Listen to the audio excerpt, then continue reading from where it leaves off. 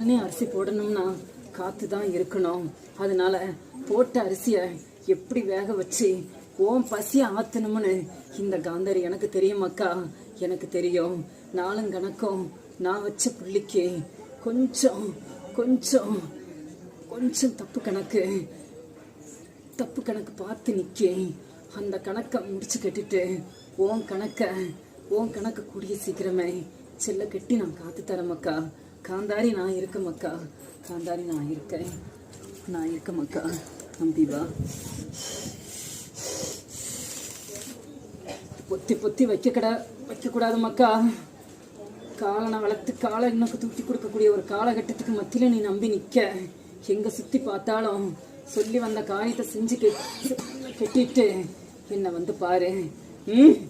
மருந்து எடுத்தியா? ஏன் நல்ல நேரம் பார்த்துட்டு இருக்க? போய் மருந்து எடுத்துட்டு